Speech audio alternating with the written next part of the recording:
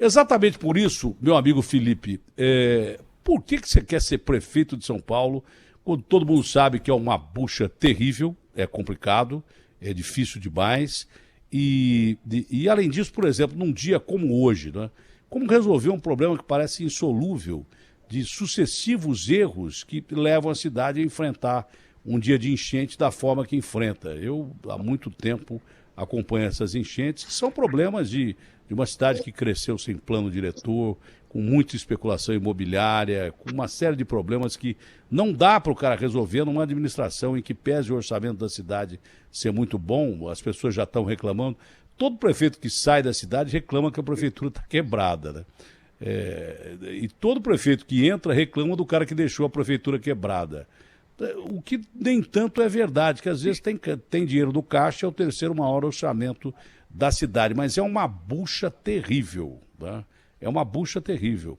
Por exemplo, o Datena, por que você dizia? O Witzel me perguntou por que eu não queria ser prefeito de São Paulo.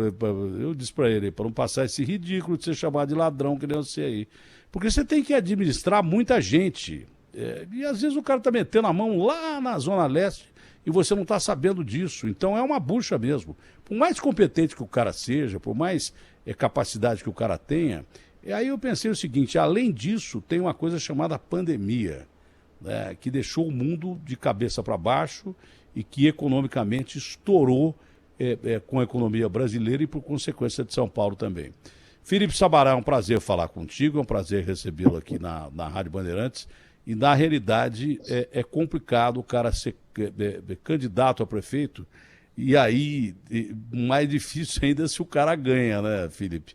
Putz, ganhei, e agora? Aí estoura champanhe e tal. E agora, o que eu vou fazer?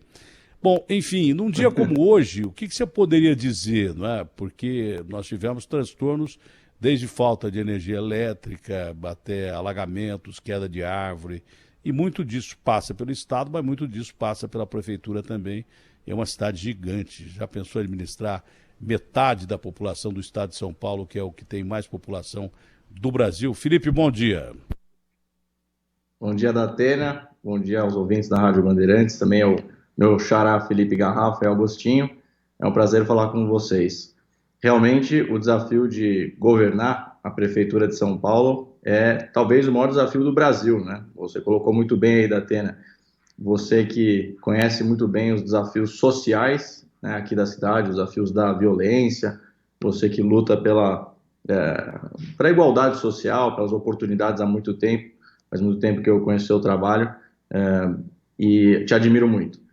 Com relação às chuvas, você citou um problema muito grave, que é a questão do plano diretor, que tem tudo a ver com isso, né? A cidade foi mal planejada. São Paulo ela foi sendo construída, ela foi sendo desenvolvida de forma espalhada, né?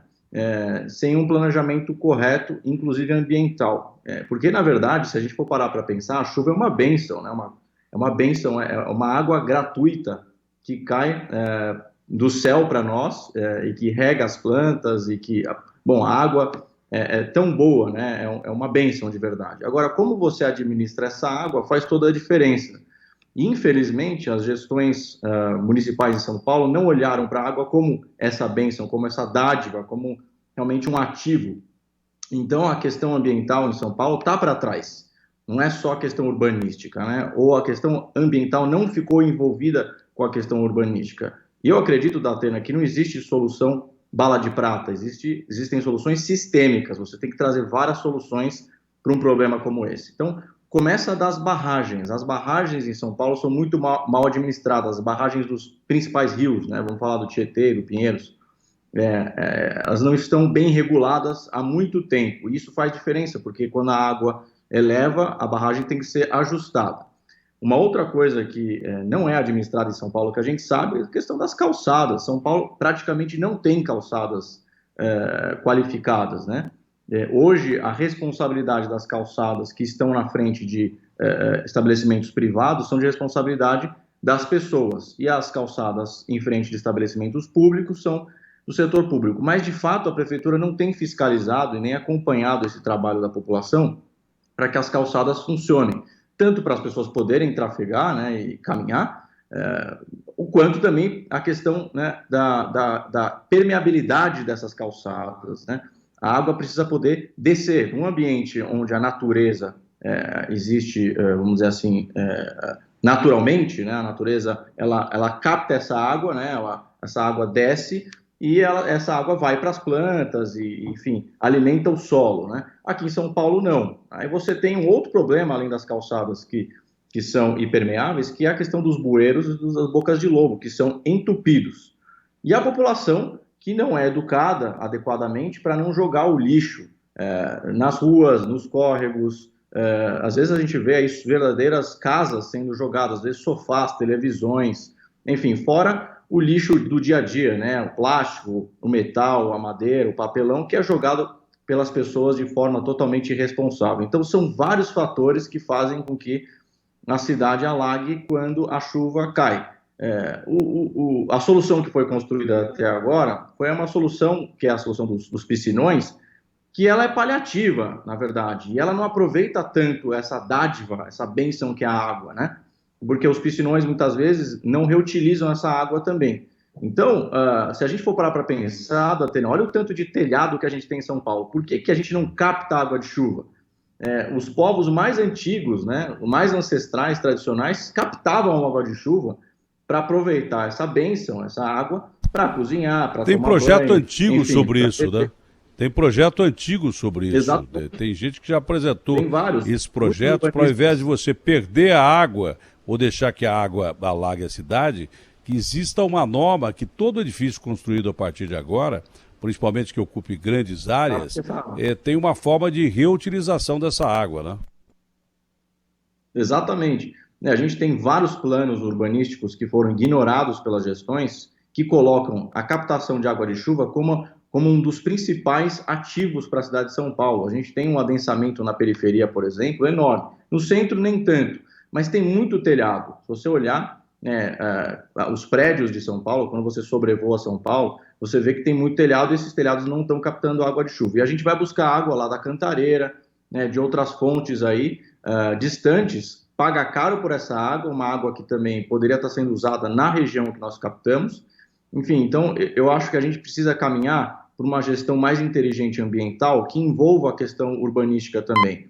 Não dá mais para a gente ter uma Secretaria de Meio Ambiente aqui, uma Secretaria de Urbanismo aqui, uma de licenciamento ali, uma de habitação ali e de...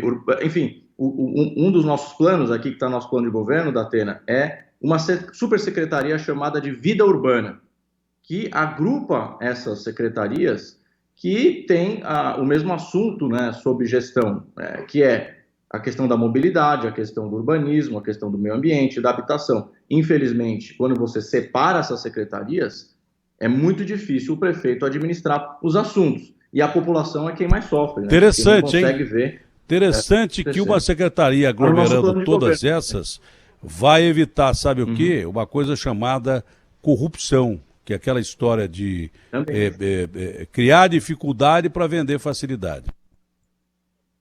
Exatamente. No nosso plano de governo, Datena, a gente agrupou as 28 secretarias em 8 plataformas, né? E essa plataforma que eu citei, Vida Urbana, é uma delas, né? Exatamente pelo fato que você colocou bem aí, que é a questão da corrupção, e a falta da sinergia dessas secretarias atrapalha muito a gestão da cidade, porque as pessoas, às vezes, precisam de um alvará, de uma licença, enfim, e aí elas vão numa secretaria, quando, na verdade, essa secretaria depende de uma outra para resolver e de uma outra terceira para resolver. Agora, dá para extinguir essas secretarias de uma vez? Não. Então, para a gente não precisar contar com um projeto de lei bastante extenso, que seria o agrupamento das secretarias, a extinção de secretarias, nós agrupamos por plataforma. Ou seja, você não vai extinguir a secretaria, você vai organizá-las por assunto, né?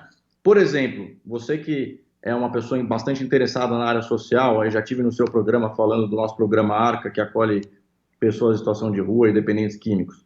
Eu sei que você é um interessado nesse assunto. Por exemplo, assistência social, desenvolvimento econômico, turismo, trabalho, são secretarias que a gente colocou numa plataforma de desenvolvimento social e econômico, porque elas são correlacionadas. E hoje você tem a Secretaria de Direitos Humanos, a Secretaria de Assistência Social, a Secretaria da Pessoa com Deficiência, a Secretaria do Trabalho, enfim, Secretaria do Turismo. Tudo isso, na verdade, tem a ver com o desenvolvimento social e econômico da cidade. Quando você agrupa por assunto, as sinergias acontecem e, como você bem colocou, a corrupção diminui muito, porque os funcionários mal intencionados, porque em todo lugar você sabe, você sempre coloca isso, né? Bem, tem funcionários bons e ruins em todo lugar, né? Infelizmente, a gente tem gente que usa as dificuldades para vender facilidade, né? E a população fica refém dessas pessoas. Isso não pode acontecer. Bom, Felipe, a gente sabe que a pandemia vai ser um grande problema, mas não vai deixar de ser uma grande oportunidade. Um dos maiores problemas que a gente tem, primeiro, é tratar melhor a área de saúde. O mundo moderno, que a gente julgava a França, Itália, Espanha, está preparado para receber qualquer tipo de problema de saúde pública, não estava, ficou de joelhos perante um bicho que a gente nem vê, que é invisível, mas o sistema público desse país, muito menos os Estados Unidos, que nem sistema público de saúde tem. O Obama tentou criar o Obamacare, quase mataram o Obama. Pelo menos a gente tem um sistema de saúde público que pode ser melhorado e que agora começa a ser visto da forma que ele merece ser visto. Porque essa pandemia não vai ser a única, a gente vai ter outras mais. Isso é previsto por cientistas que a gente vai ter problema. Resolvendo ou melhorando o sistema público de saúde, você não só vai estar preparado para grandes pandemias como essas, que não são tão frequentes, mas que vão acontecer, mas você vai melhorar o SUS de uma forma definitiva. Por que o governo mandou dinheiro para caramba para o sistema público de saúde? Porque senão ia morrer todo mundo. Mas normal seria que o sistema público de saúde fosse melhor tratado daqui para frente, então a gente já está aprendendo a tratar a saúde do jeito que tem que tratar, porque senão morre todo mundo mesmo quando aconteça uma coisa inesperada ou não, porque já tem muita gente que morre de ataque de coração em fila de hospital, morre em macas dentro de hospital, porque não tem atendimento e não tem leito. Não é que ia faltar leito, por exemplo, para São Paulo e precisava fazer hospital de campanha por causa da pandemia. Já não tinha leito em São Paulo. São Paulo já não tinha leito. Verdade. Então, esse problema da saúde é um dos problemas que a pandemia vai ajudar a gente a melhorar. Já está ajudando e vai melhorar a gente vai ajudar a gente a melhorar e evitar que tenha tanto ladrão, como eu pensei que não fosse existir. Quando entra em emergência um país inteiro, o mundo inteiro entrou em emergência, eu não imaginava que nem aproveitadores e políticos ladrões fossem roubar em cima de tanta gente morrendo. E, infelizmente, a gente aprendeu que rouba, né? E daí por diante. Sim. Agora, a pandemia também vai ter oportunidade de uma coisa chamada gerar empregos, porque esse é o outro lado da patologia. Temos a saúde de um lado e a economia do outro quebrada. Numa cidade com 23 milhões de habitantes, 12, 13 milhões aqui, só dentro de São Paulo, que é do tamanho da população da Bélgica, né? Só a área urbana aqui de São Paulo, são 13 milhões de habitantes, a Bélgica tem 11 milhões de habitantes e a Bélgica é simplesmente onde tem a capital da comunidade europeia, que é Bruxelas, né? É um país inteiro que tem 11 milhões. Só aqui nós temos 2 Bélgicas, no mínimo, e cabem vários estados aqui e países dentro de São Paulo. Mas a oportunidade de geração de empregos ela vai ser grande, porque tem muita gente desempregada. Você vai ter que criar novos serviços, vai ter que ter obras e vai ter que empregar essa gente. Ela vai ser legal e vai ser necessária. Como é que você pretende agir nesse aspecto? Bom, Datena, só voltar um pouquinho na questão da saúde que você colocou. Realmente, o aprendizado da pandemia na saúde tem que ficar. Por exemplo, a telemedicina, que é algo que foi autorizado somente durante a pandemia, a gente tem a oportunidade de manter a telemedicina, né? Por exemplo, a gente não tinha prontuário eletrônico em São Paulo, tem que ter. Toda vez que um paciente chega no SUS municipal em São Paulo, começa do zero, não tem histórico do paciente, não tem controle de vagas, né?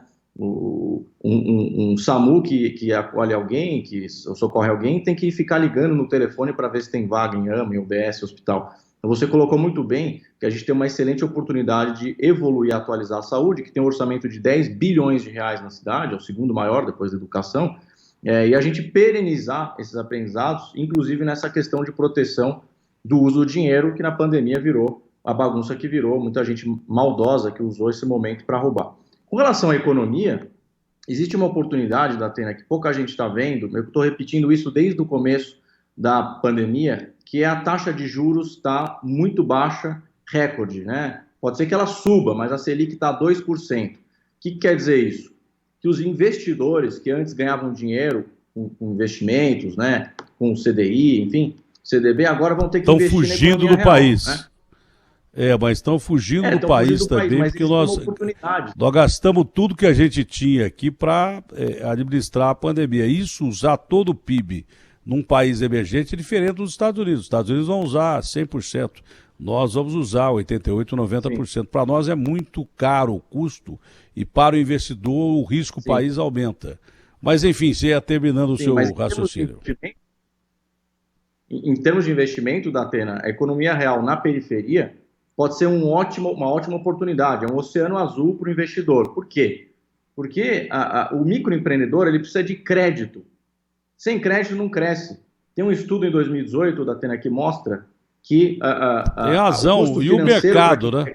E o mercado que tem, se você gerar emprego na periferia, porque o mercado consumidor não precisa sair da periferia para comprar no centro, e não precisa sair da periferia, o cara para trabalhar no centro, porque o cara vai trabalhar na periferia mesmo, precisa pegar busão. Melhora o trânsito também, inclusive, né? Você melhora o trânsito, porque as pessoas trabalham perto de onde elas moram, às vezes até na própria casa delas elas podem produzir, e aí você tem um ganho, que é o ganho do custo do crédito. Esse estudo que eu estava mencionando, ele mostra que para você conseguir dinheiro na periferia, você vai pagar quase 1000% mais caro do que quem mora no centro. O custo financeiro é muito alto. Agora, existem iniciativas de fintechs, de bancos de investimento e fundos de investimento, que estão focando exclusivamente no microempreendedor. E está funcionando muito bem. Quando eu fui presidente do Fundo Social do Estado, eu montei um programa chamado Praça da Cidadania, que a gente colocou qualificação profissional nas periferias. Eu estou chamando periferia, Datena, de região de oportunidade. Porque, na verdade, a melhor região para se investir é a periferia hoje. É onde precisa do dinheiro, né? E os investidores que não podem hoje ganhar dinheiro investindo, em fundos, porque a taxa está baixa de retorno, podem investir na economia real. O microempreendedor ganha, porque ele consegue crescer, empregar mais gente, e o investidor ganha junto com o empreendedor. Eu entendo que essa é a melhor oportunidade que a gente tem, Datena, dos últimos anos para transformar São Paulo numa cidade de oportunidade de novo, porque olha só esse dado, só 9% das MEIs, das microempresas individuais do Brasil, estão em São Paulo. Ou seja, a gente deixou de ser aquela terra da oportunidade para se tornar a terra da burocracia. Mas a gente pode voltar a ser São Paulo da oportunidade se a gente trouxer o mercado do investimento, dos investidores, para esses empreendedores. Você sabe bem, né? A cada 50 metros na periferia tem um salão de beleza, tem uma loja de roupa, né? A gente tem lá um bar, um restaurante, uma padaria. Essas pessoas precisam de crédito. E não é o crédito que o PT deu, que é o crédito para consumo que endividou as pessoas. É crédito para gerar riqueza por meio dos negócios das próprias pessoas. Eu converso muito com microempreendedores na periferia. Eles precisam de crédito. Então, no nosso plano de governo, Datena, a gente colocou um programa chamado Crédito Barato, que basicamente convida o setor financeiro a investir na periferia, nas regiões de oportunidade, para ganhar dinheiro junto com os empreendedores. Aí todo mundo ganha, o microempreendedor e o investidor. Eu entendo que essa é a melhor oportunidade que a gente tem para retomar os empregos aqui em São Paulo. Você não dá o peixe, mas dá a vara para o cara pescar. Esse é o grande detalhe. Insere o cara no mercado de trabalho, que ele pode gerar, inclusive, emprego onde ele está atuando aí. Inteligente, super inteligente. Bom, Felipe, infelizmente o programa está no fim. Eu gostaria que você resumisse o máximo possível, que só tem 3 minutos o programa mais para a gente passar para o esporte, né? Mas da questão de educação. O que você acha que é viável na questão de educação, Felipe? Datena, a gente tem um orçamento aqui municipal para a educação de em torno de 14 bilhões de reais. É o maior orçamento da prefeitura e, obviamente, comparado aos outros municípios, São Paulo tem o maior orçamento da educação, 14 bi. O problema é que as crianças não estão aprendendo. O último estudo feito Todos pela Educação mostra que mais de 80% das crianças que concluem o ensino fundamental não sabem matemática razoável e mais de 60% não sabem português razoável. Isso mostra que a gente está investindo muito dinheiro, mas as crianças não estão aprendendo. Então a gente precisa mudar essa lógica para que a finalidade da educação seja realmente educar as crianças. Então a gente lançou um programa que é o Educação Nota 10, Ensino Nota 10, que ele justamente visa fortalecer os professores para que o aprendizado seja a finalidade. E para isso você tem que ter um plano de metas claro para os professores na educação, uma metodologia que seja adequada para as crianças de hoje, porque a cabeça das crianças de hoje é diferente da de ontem. Um acompanhamento contínuo dos resultados, que hoje não existe, da Atena. A gente só vai descobrir se as crianças estão indo mal no final do ano, ou às vezes até a cada 2 anos. O acompanhamento dos alunos tem que ser contínuo, para que a gente saiba se eles estão aprendendo ou não. E uma outra coisa, da Atena, que é importante, que a gente volta para o começo da nossa conversa, que é a questão das soluções sistêmicas. Não dá para a criança aprender se ela não tem saneamento básico. A criança não tem saúde, ela não se alimenta bem, ela tem violência em casa, ela atravessa o verdadeiro esgoto a céu aberto para chegar na escola. O que adianta você investir 14 bi numa pasta se todo o entorno dessa família, dessa criança, não está bem? Então, a nossa proposta é a Educação Nota 10. Por quê? Porque as famílias têm que estar bem, as crianças têm que estar bem. Não dá mais para a gente ter, em 2020, 2021, esgoto a céu aberto nas comunidades. Então, ensino focado na aprendizagem. Não dá mais para a gente gastar 14 bi e as crianças não estarem aprendendo. Felipe, foi um prazer muito grande falar com você, que vença o melhor. Prazer, dá para perceber que você é um cara muito preparado e boa sorte aí na campanha, tá bom?